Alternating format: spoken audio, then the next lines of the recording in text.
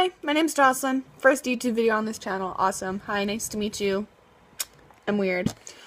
So today I'm going to be doing the Scariest Things tag. I have my laptop behind my phone. Oh, I love saying that. I finally got myself a laptop. This is the first laptop I've ever had, so I'm like 20 and almost 20 and finally have my first laptop. But yeah, I'm going to be looking over here. Yeah, there's 7 questions, and I'm going to tell you guys a story. So the first question is scariest real life experience. Okay, after I just moved to the city that I live in now, I was out with a couple friends going for a couple drinks just to celebrate the fact that I moved to a new city, which was actually the first time that I had actually moved to like a huge city or anything. It's the first city that I've ever lived in. Not the first time I've moved, but the first city I've lived in. And so I was really excited, so I wanted to go out for drinks with my friends. And my friend has this kind of like, it's not epilepsy, but it's not, I don't know, she's actually a medical mystery and it's really scary. But she has this thing where she'll have seizures and she like goes unconscious kind of, but she's still walking around and talking. And you can't tell when they're about to happen, only when they start happening. Kind of, I don't know, it's really hard to explain, but like, she'll be acting normal for half an hour before, but she'll be like unconscious kind of thing. And so we were outside, I was outside having a smoke, because that's when I still smoked. Oh, pardon me, sorry. That was when I still smoked. So I was outside having a smoke, and I told her to wait at the table for me, and I walked back inside, and she was gone. And so I was like, okay, maybe she went to the bathroom. I walked into the bathroom, she wasn't there, so I was like, okay, this is kind of sketchy. Like, she's not the type of person to just disappear on me. So I walked back outside onto like the little patio that was there, and she was walking down the street, like she was walking down the street, and I saw this person walking behind her, sorry, and he was like this really, really tall, really butch guy, and it was really scary, and I was following them, and he was like catcalling her, kind of, but like I knew what was going on. I knew that she was having an absent seizure, like I knew that she was unconscious, but like she was walking around, and this guy was catcalling her and getting closer and closer, and I didn't know what was gonna happen, because I knew like she was unconscious, she's having a seizure, and the first thing that I did was like run up to her and like grab her hand and pull her into a building, because like I knew that like she's not in very good state of mind right now. She's been drinking, and there's a creepy guy following her. But I guess that didn't really happen to me, but it was still really scary. Scariest paranormal experience. I don't have very many of these, but my friend Alex lives in BC, and her house is haunted. And the first time I ever went to her house, like there's like on the wall all the time and stuff, so I was really sketched out about that, so every night I slept with headphones in. But one night I was laying on the bed, and I swear to God, over my music, I heard this huge like bang on the wall beside me. So I like took my headphones off, and I like looked up, and I like leaned up, and I woke her up. And then we went to go downstairs to like sleep in the living room, because I was getting freaked out. And as we were walking downstairs, the one room was flooded, so we weren't allowed to go in there, so we had to like walk around the house.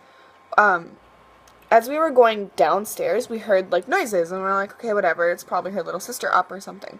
And we went outside and walked around the house and up the deck to get to her living room, and the balcony door was opening and closing.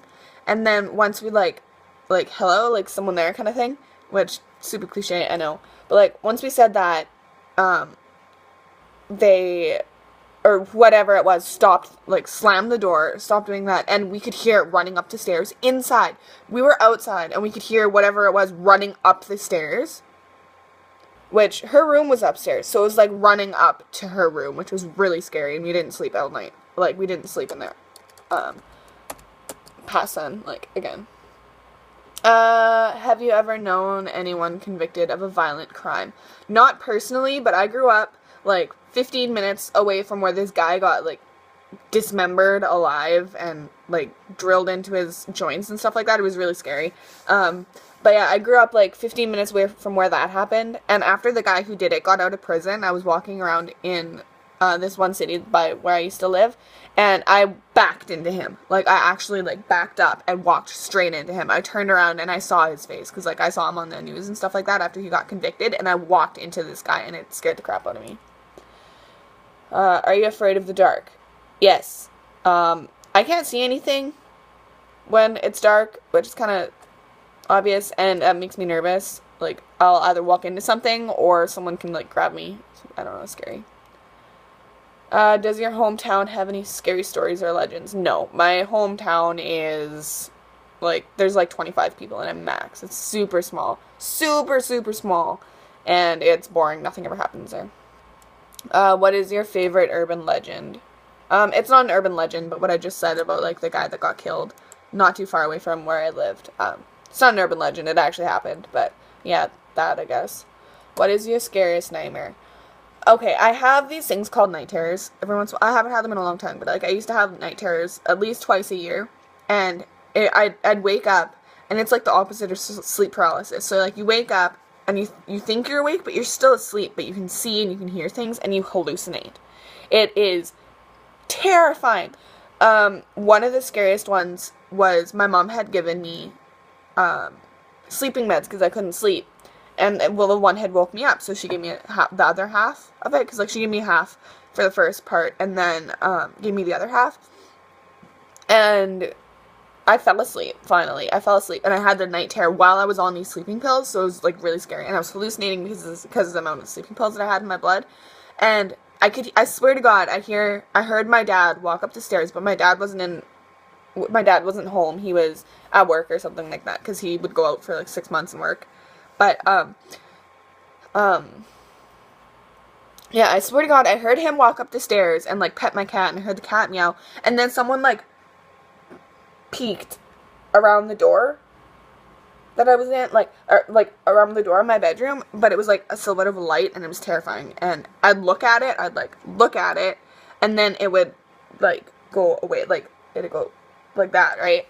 And so I was like, hey, that's kind of creepy, so I'd look away so I could see it come in, and then look at it and disappear, and I did that a few times, and then I looked at it, and it just started walking towards me, and it was terrifying. It was even scarier because I was awake when it happened, and